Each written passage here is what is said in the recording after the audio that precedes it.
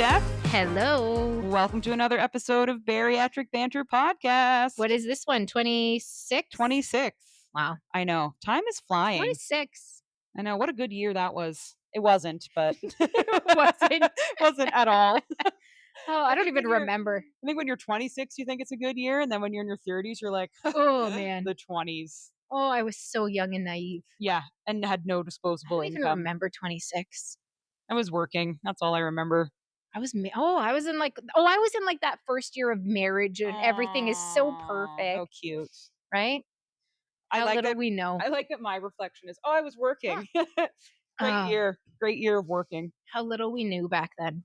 Right? Well, welcome to another episode. Still going strong. For now. Dun, dun, dun. You guys are still listening, so hey. We're not going anywhere. No. We're making it fun. work. It's working. I'm sipping on a protein coffee. Yeah, we right both now, are. Which is great. That's how exciting we are. I know. I love it. But it's kind of funny because that's what we want to talk about today is calorie counting. We've had a lot of questions just mainly about how do we do it. Really, we don't have a lot of people questioning why we do it or fighting us on it. Nope. It's just more, okay, can you take us through what that looks like for you? And it's like, oh yeah, I guess we really never told people. No, how do you tackle it? How we do it. I've had people that kind of say like, I don't even know where to start. Oh yeah. Or how do you tackle it? Or how do I figure it out? And it's really not that complicated, but we'll talk about the different spots that we are in terms of calories and how we look at calories at different points. The calorie part in itself is not complicated. No. What's complicated is nobody giving you goddamn macros. Oh my gosh, it drives me nuts. And like this is the bane of my existence is not being given macros, not being told, this is how much fat and calories and other stuff you need. So like buckle up because obviously I have spicy feelings about this, but it's probably my biggest, we're going to go down a rabbit hole. Oh it's yeah. Probably my biggest frustration with the program is I have no idea where I'm supposed to be at this point in my journey. I have to rely on and I have to rely on Google, which is a disaster because as we've talked about, every program's different, every person's different, all the guidelines are different. We know people break the rules. So there's no good information or answer. And that's exactly it. When you ask the program, they give you the end goal amounts and they say, well, you just have to figure it out based on the end goal. Well, that doesn't tell me shit. Doesn't tell me anything. No. Also, there's so much misinformation out there. Like, oh, here's the keto plan that I use. Oh, and yeah. It's like we were told never to eat keto after bariatric surgery. So like that doesn't work. People do that. I've noticed. I think they think because it's low carb and no sugar, they're like, well, that's what my bariatric diet is. Right, but you're also supposed to be like very low fat, which is the like exact opposite of keto. Fat is actually more important than carbs. Like I don't know where the antichrist carb, notion came from keto. Where it's like, oh my God, you can't have carbs after bariatric surgery. I actually was never told that by anybody in the program. What I was told was fat and sugar.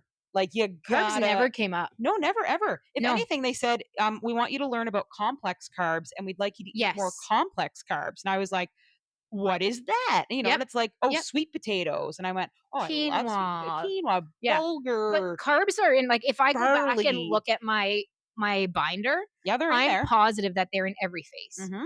Yeah. Bread, half an English muffin. Like I remember getting not lectured because they're lovely humans, but I remember the dietitian being like, what carbs did you have with breakfast? And I was like, none, Sheila. And you think that's a good answer until they tell you. She's like, okay, well, you need to start working in like half an English muffin. And I remember being a little saucy then, being like, and how exactly would you like me to eat that? Because I can barely get through the egg that I'm having right now. I know, they told me that too at my 6-month follow-up. Even now, they're, when I look at what I'm eating, there's no carbs on my breakfast plate. And I'm not me neither bragging about that. It's not good, but it's like I can't fit my 2 scrambled eggs and 1 chicken sausage. Like I'm capping out there. Yeah. So I know what it means. I have to cut the egg portion down to fit a carb in. But that's protein. Well, and that's where people get, and that's why we're going to talk about calories, because that's where people make these sacrifices where they're like, well, I'm going to protein load everything I have. And it's like, protein is the most important thing here, but fiber is key in weight loss, like really key in weight loss. And it's tough. You get it from carbs and you get it from fruit, and you don't really get it as much from I'm good with protein. The fruit, but I'm the same with the carbs. Like I know if I have makes me sad to talk about the tortillas because I only have one left. Again, it's our plea. If you are an American listening and you're near a Target, we need some Mission Carb tortilla, and we will pay a premium for you to send them to us. You will be our favorite listener. You can, we'll name the podcast after you. Welcome to Bariatric Banter, brought to you by, featuring, Sheila from Long Island. But it's true. Like if I have one of those with my dinner, and I make like a fajita or a taco or some sort of pie, fajito. I love it. A fajito burrito. Right? It's the best. And if I make something like that, I know I'm going to be so full. Amen. And so I put my 2 ounces of chicken in and my veggies and I wrap it up and I have maybe finished it twice when I'm really hungry. Yeah. But I know that those carbs are going to fill me up so fast. They're going to sit more heavily. And then I panic because then I didn't get my protein in. Yeah. But I got my carbs in. But now, like, it's a tough balance. And I get carbs in from fruit and fiber in from fruit for sure.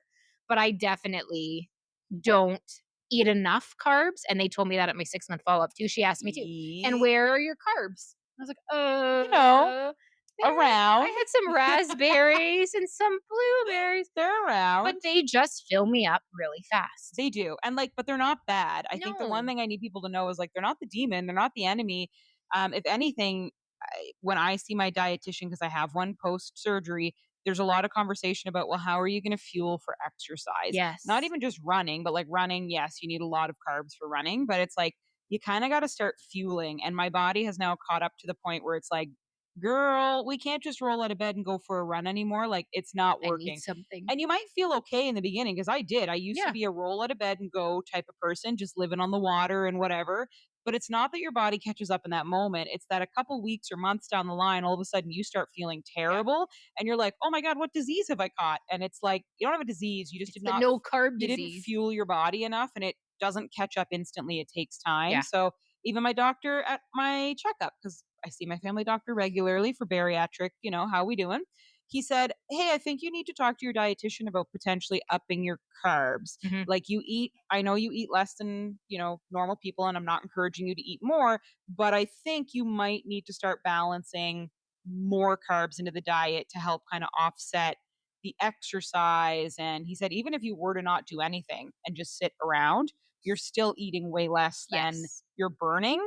So you might need to look at balancing that differently. So yeah, we went on a tangent about carbs for a hot minute, but the whole thing comes back to calorie counting. And I kind of wish there was a different word for it, because I know a lot of you get fear out of hearing that. You get really negative association with it. You think it's, welcome to the 90s, dieting all over again. Or you don't have, it's going to be a huge time commitment. Yeah, that's what I hear from a lot of people. I don't have the time to log my food or to track my stuff. And we're going to cover that, because we both had that issue. Totally. And then the other thing I think I hear is oh, well, there's just no way I could eat so little and Yeah. Before surgery, thinking about calorie counting is crazy, because it's basically before training for a marathon and somebody says to you, hey, in a year, you're going to be running a 21-kilometer marathon.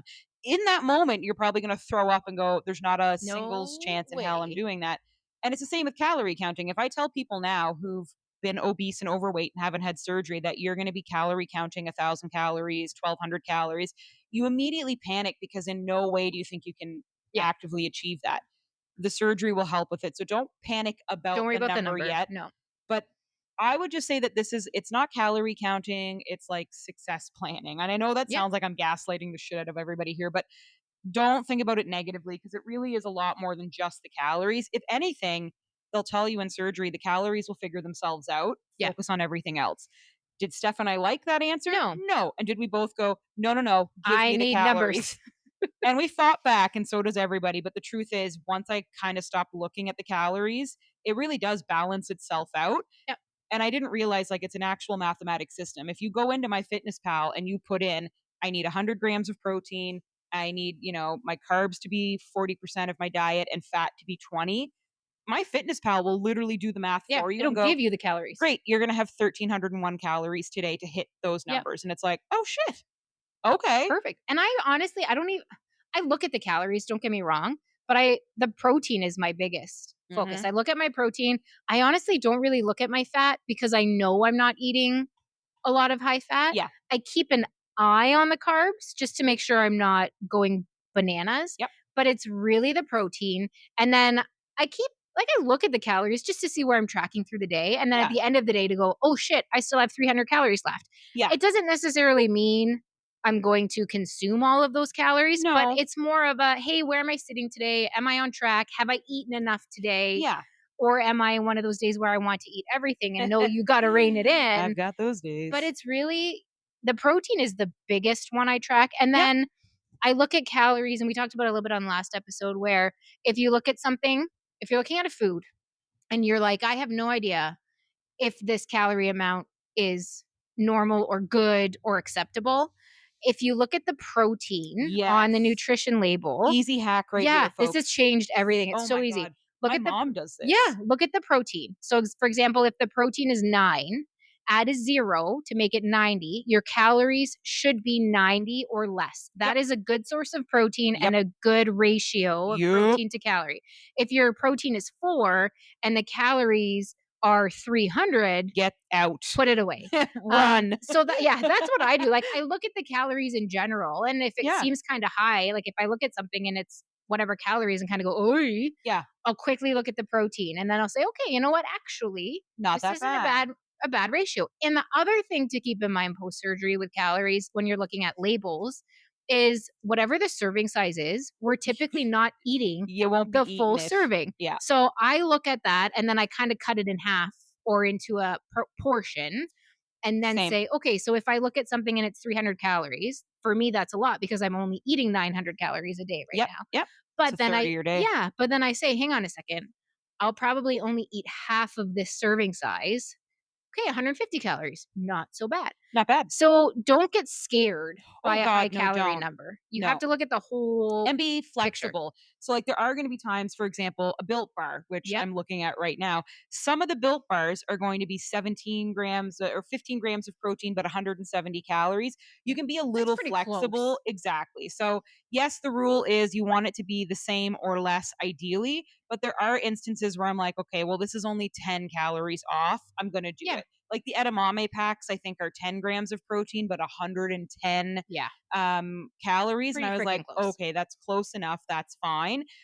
What the real one to watch that we've found a lot is the ones that's like, oh, it's 20 grams of protein, 350 calories. That is in no way worth it. And you'll see on Instagram a lot of these like bodybuilding accounts and stuff that share these high protein meal prep. I think we've all seen the ones that make like creamy mac and cheese that's like crazy protein, blah, blah, blah. Those are like 500 to 600 calorie meals, and they have maybe 30 to 40 grams of protein.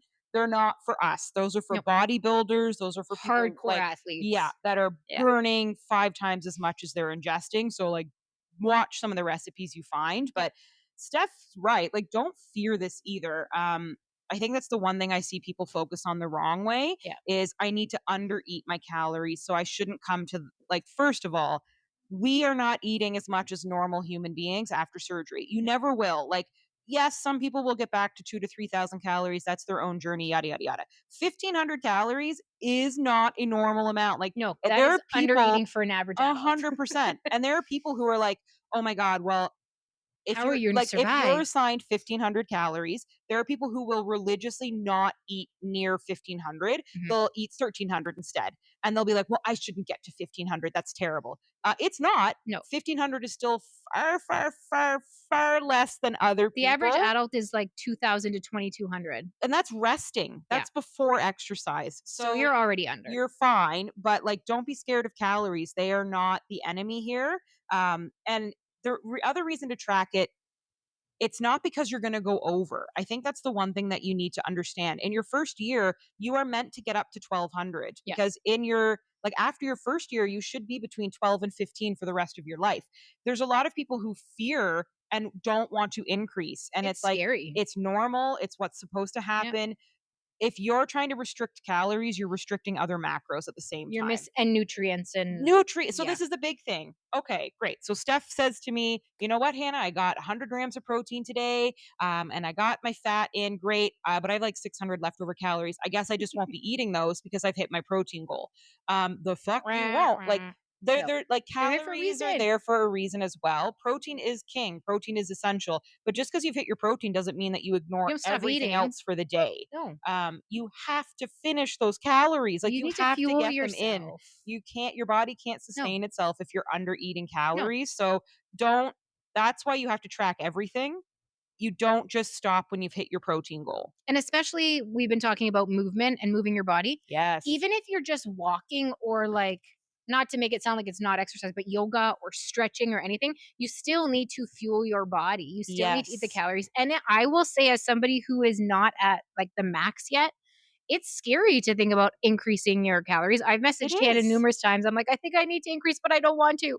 And I've always been like, increase, right? increase. And It's going to help with weight loss. Like, I'm 8 and almost 8.5, 8-ish months, 8 and a bit months out. So really, I am at 900. I should be now again, probably increasing to, because I only have 3.5, 4 months left until I'm at the 1 year. Yep. Which is crazy. I know, that's insane. And then I should be at that 1,500 maximum number, right? So, but it's a scary thought, and I totally get that. Oh, I get it. But you're still going to be under the average. Yes. And even at my 6 month, when I was talking to the whole team, and they were looking at my food and they were looking at everything, and I kept asking about the calories, they kept brushing me off because they kept saying, yeah, but you're really active. You're really active. You're really active. You need it. And I was like, I know, but tell me. And the one dietitian, I think it was the dietitian or the nurse, one of them, I can't remember, even said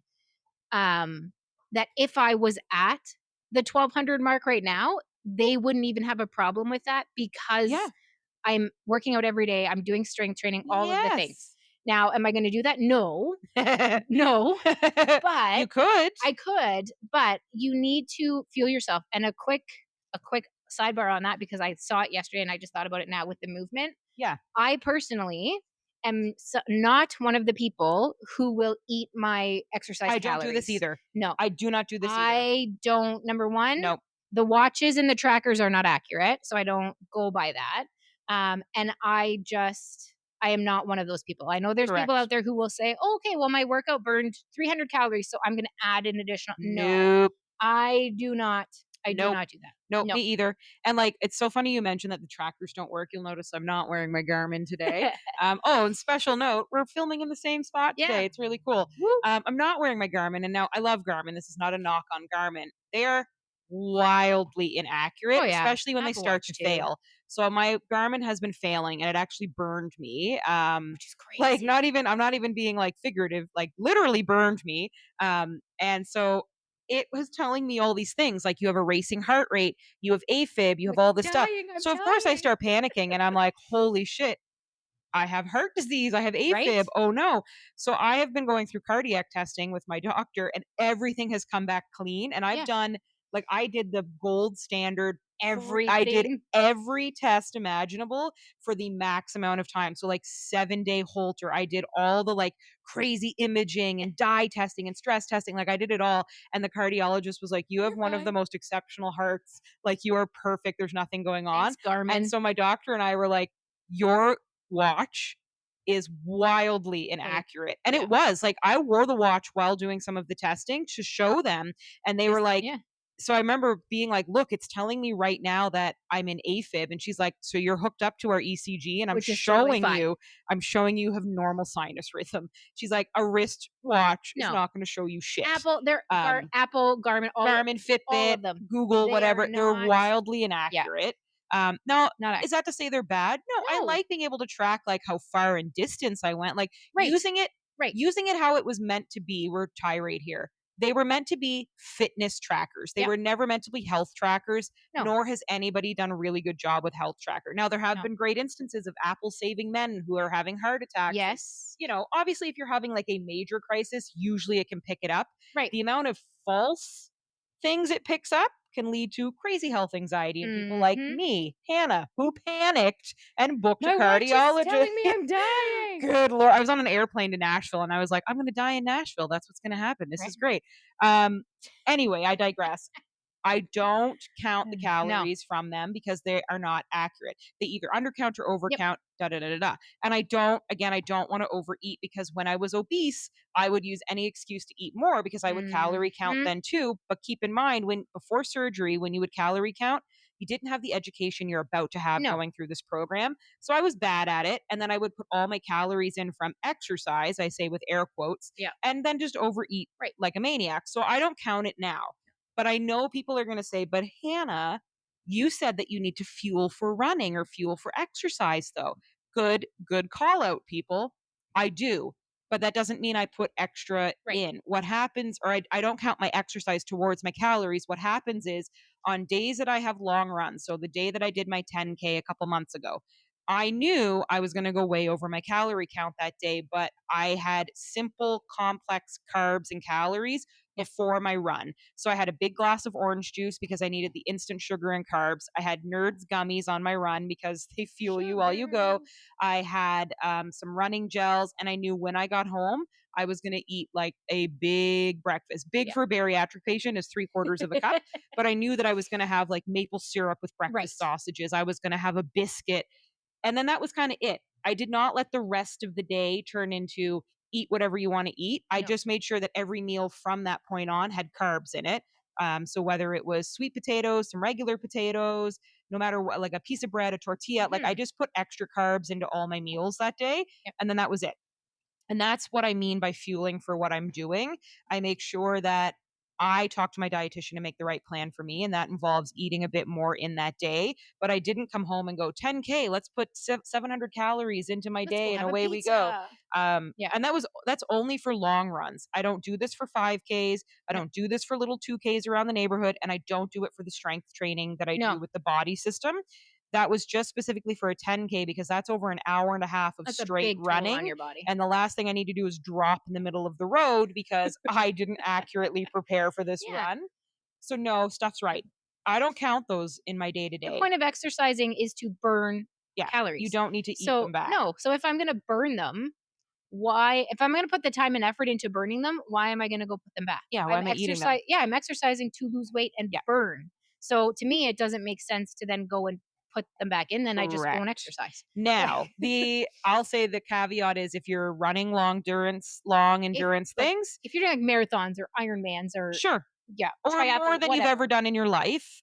Yes. If you're out in the hot heat. Yes. If you're doing like crazy workout classes. Yes. But what I would do instead of add calories is I would just add extra snacks in the day. So after body pump, I used to always eat a Built bar because have a protein bar, have a protein shake. Because they say 30 grams of protein 30 minutes after, a workout class. So like I would fit it in here and there. Yes, my calories would naturally go up a little, but I wasn't adding it because the thing is, once you see that you have room, you will eat that room. Oh gosh, yeah. So I would just be comfortable knowing I'm going to go over today and it is what it is. That's a 140 calorie bar versus 350 to 500 calories of something. So it's more about, yes, potentially giving your body a little extra, but it's not so much about replacing those calories. It's about giving yourself an extra boost of good nutrition. Well, and it's funny you say that because the dietitian didn't say, well, I need you to have more calories before your run. She said, can you make sure you get X amount of carbs and this amount of sugar before your run? And make sure you have X amount of protein and carbs on your way back. So like they don't even tell you this in terms of calories. When you're fueling for exercise or workout, they'll actually tell you X amount of protein, X amount of carbs. And then don't worry about the calories because if you hit the protein and the carbs, you're refueling your body. So the thing here is like, you don't need as much as you think you do to refuel. No. Running will make you hungry. And so that's where it gets dangerous if you add those calories back in, because I would tell Steph after running, like I could eat a child. Like I literally am hungry after running. And it's because, I burned a lot of stuff, but like you don't need as much as you think you do to recover. No. Have a lot of protein, have a lot of complex carbs, take a few days to like drink water, electrolytes, have your refuel and away you go. If you're working out every single day, you're running a 10K a day, then you probably need a dietitian to talk about You're things. Also crazy. Yeah, that's insanity to me. But so when it comes to calories, keep it simple. Don't overcomplicate it. I'm not even going to say 12 anymore. I'm between 13 and 1500. which is exactly where I'm supposed to be. Yep. My doctor's super happy with my weight loss. I'm maintaining my weight loss. I still would like to lose a bit more weight, but for me, it's not the eating. I need to get back into regular exercise. Everybody knows, because this is the 900th time I've said it, pneumonia kicked my ass this year and completely derailed like my crazy exercise plan. And it's taken a while to get my stamina back up and running. So I know for me, it's just exercise that will make that difference, not restricting, because there's no way I can restrict where I'm at. That's insane. And so that's fine. I know where I'll be able to get, and that's okay. So I eat between 1,300 and 1,500 calories. I use MyFitnessPal. I hate it. There is no good alternative. I hate MyFitnessPal. It's such a junky, shitty interface. Please, someone send this to MyFitnessPal, because I literally would love to tell them how shit their fucking app is. But it's the best of the shit that's out there. It constantly breaks. It constantly won't load pages. Shit. I love it. It's just the most annoying thing I've ever used. However, it is the best of the worst. So it will actually tell you your macros. It will actually tell you what it is you need to do. So people are probably going to be shocked by, like, my macros are way off in here. I can tell you right now, these are not accurate. I'm looking at MyFitnessPal while I take you through this, but I use MyFitnessPal, and that's not accurate. Don't know where that came from. It's telling me just the wildest macros go to one right of your, now. like, old logged days, and Will it'll it show me my? Yeah, if you go to MyFitnessPal, and you go to one of your previous days, it Okay, should so I show don't. you Yeah, like one of my previous a days. day where it wasn't MyFitnessPal wonky. needs to give you the option to, like, see wherever you've logged food. Okay, well, see, it just changes. Yeah, see, there's a revised protein that looked more accurate for you. Yeah, okay. Yeah. So, yeah, but that's really low on the calories. Sorry, guys, we're looking at, like, There, use MyFitnessPal. that. That's a good one. That's an insane one.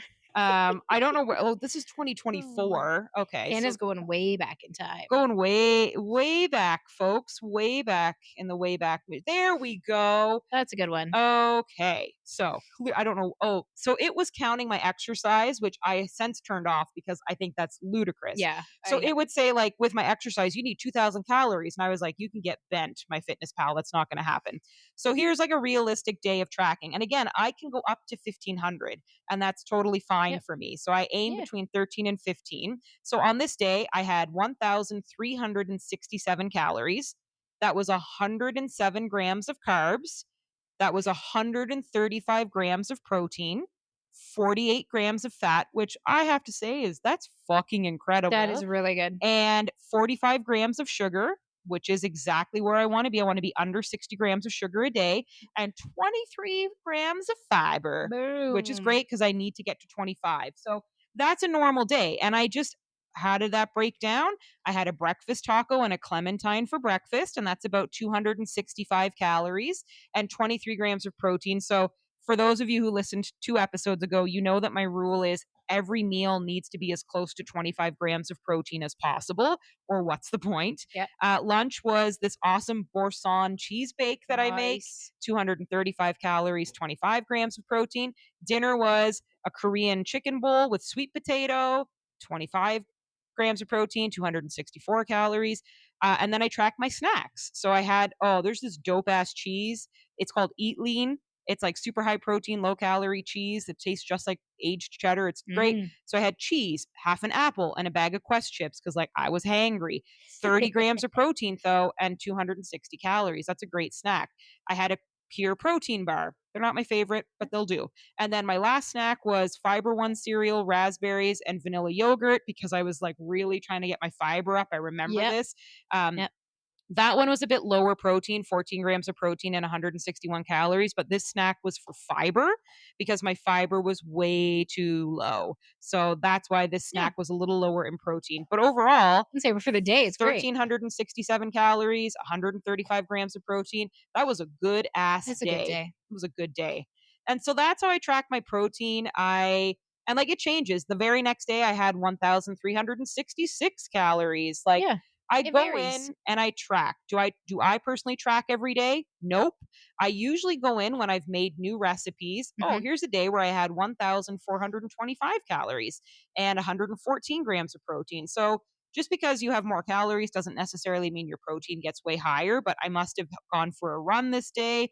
I must have been a bit more hungry, but I hit my fiber goals. My sugar was really low, which is great. My fat was like really low, which was great. Carbs were high, and that's fine. But yeah, I every now and then track. It's not all the time, but usually what happens is when I make a bunch of meals, I will go and put them in MyFitnessPal to say, how do they all balance together? What does a balanced day look like? Great. And then I put all those meal prepped foods into the freezer, and I know that I can just grab and go, and I will roughly be between 13 and 1500 calories.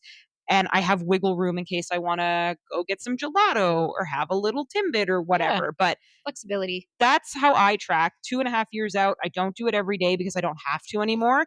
But in my first year, I did every single day. And I'm back into it now because I know my protein is way lower than it should be. I can just tell based on how I'm eating and that it's the summer, that I'm getting a little lazy and lax with my protein. So I'm back to tracking now because I just want to make sure I get back up to where I'm supposed to be. Yeah, it's a good visual to have that too. Like I track every day. I usually try and plan. I'm not as good good at it now, but I was tracking everything the night before. So like before bed, I would plan out my day for the next day. Oh, that's smart. Yeah, because then you're not sitting there going, oh, what should I have? Or if you're in a hurry, like on your lunch break for work, and I am just staring at the fridge. So I do need to get better at that because I was really good at that for quite a while. But I would sit there before bed, plan out my day for tomorrow. But I track everything, and it is, I'm not going to lie, like it's not my favorite thing to do, but it's a really good visual, and I need it to stay on track and make sure I'm hitting my goals. Yep. And it really, once you do it for a little bit, it becomes a heck of a lot easier and faster. Yes. So yeah, at the beginning, it's a pain in the ass, 100%. But you get into the groove and the routine. So like I'm at 900 calories. Perfect. So this was yesterday, my goal is 90 grams of protein. I had 98. My carb goal is 45 grams. I had 34. Okay. My fiber was a little low. I only had 12. So fiber is a hard one, man. Hard to get to 25. Yeah. 30. So that one was low. My sugars, I had 13 grams of sugar. Hey, that's right. Incredible. So that was a low day. Wow. I had my goal for fat is 40 grams. I had 25. Woo. So my macro goals, so 900 calories, 90 grams of protein, 40 grams of fat, and 45 grams of carbs are my goals. My protein, I typically lately have been going over, which is not a problem. Yep. And then, like I said, I keep an eye on my fats. I rarely hit my fat. I forgot to tell you, I had my first, like, I'll say dumping syndrome experience on the long weekend with fat because I took really old cheddar cheese to the cottage. And that's like my favorite cheddar cheese, like Hannah's, is like when you cut it and it falls apart. Yes. And I hadn't had really old crumbly cheddar cheese since surgery. And I didn't even think to check the fat content on it. And I had a couple little pieces of it. And then I also had a piece of the cheese wrapped in a piece of spicy salami. And it was just too much fat. And I can tell you within minutes, I was in trouble. Yeah, it's not great. It was not fun. It's not fun. So my fat, I typically, though, don't really hit. But again, I don't stay hyper focused on that. The protein is the big one. And if I hit my protein, I'm golden. And I will be honest, not to try and like brag about it, but I rarely hit my calories. Like I struggle to hit my calories. And so that's also where part of me is like, oh, I don't need to increase my calories. I'm not even hitting what I need to hit. No, I need to hit my calories more because there's days, I'll be honest, it's not good to admit, but I'm like way under my calories. And part of you will have that from being that obese lifestyle where you're trying to lose weight and you're like, yes, I barely ate today, which we know is not great, healthy and not good. No. And so sometimes that will creep in and I'll look at my calories and be like, sweet, I still have 350 calories today that I didn't eat. I'm winning. No, you're not. No, you need finish those calories. You need to eat it. Yeah. So I need to, again, get back into my like planning my day the night before to make sure I'm hitting those calories. The night before is a good idea. It was honestly, and I would just before bed, I would sit there. It would take me 5-10 minutes, maybe. I would plan it out for my day. And then that way, the next day, there's no surprises. There's no questioning. The biggest thing will be your upfront setup in MyFitnessPal. So if you haven't had surgery yet, take a few days, take a weekend and start setting up MyFitnessPal, because yes, the upfront is annoying. It is so much manual entry. And I'm going to recommend, and I know we're wrapping up here in a minute, but I'm going to recommend enter the ingredients yourself. MyFitnessPal is notoriously bad with having the worst calorie info for 90% of the stuff. It's not accurate. So keep the wrapper with you and either re-enter it yourself and save it as your food, or triple check what's in there, because even things like chicken breasts or eggs are way off. Don't go with the first option. No. Look at all, open them up and actually check. Just because it has a green check mark doesn't mean it's right. So open it up, compare it, check it, and then MyFitnessPal needs some checks there, but verify and check. But the biggest will be setup, putting all your recipes in, all your foods in, all the ingredients in. Yes, that's tedious and annoying as hell. But then it's done. And then, like Steph said, it's literally as easy as going in and going, I'm going to pick some my favorite recipes and drop them in. Great, there's my day. Does that look great? I've used up my calories. Awesome, thumbs up, away we go. And then obviously throughout the day, if things change or edit it, here you go. Like if you didn't finish the full serving, please make sure you edit that in your MyFitnessPal, because it will affect your calorie count and your macros over time. But take a weekend, take a few days, put all your recipes in. Yes, it's tedious as hell. Yes, the app is not great and it crashes and breaks all the time. I've literally tried a bunch of other ones like Lose It, Chronometer, a bunch of them. They're not great. They're not worth leaving MyFitnessPal for. They don't have as much info. It is a ton of manual entry on there as well. MyFitnessPal is the best of the worst. So take the time, put your stuff in, try to find the joy in it, try to find that day that is your day to put recipes in and meal prep and all that. And then I like Steph's plan. I'm probably going to start doing it at night when I'm in bed watching TV. I'm probably going to try to plan my meals and my day. Think of it like budgeting. It's important to do that. It's important to think about your calorie budgeting as well. It makes your next day easier. It's one less thing you have to think about. Grab and go. It's super easy. But we're going to share a bunch of this on Instagram. We'll share some MyFitnessPal screenshots and some of our calorie counting, but good luck to everybody setting it up for the first time and figuring it out. You've got it. It's not that scary. We're here. If you have questions, reach out and let us know. Like always, Steph, thank you so much for joining me on this episode. Thanks to all the listeners. Bye, guys. Bye.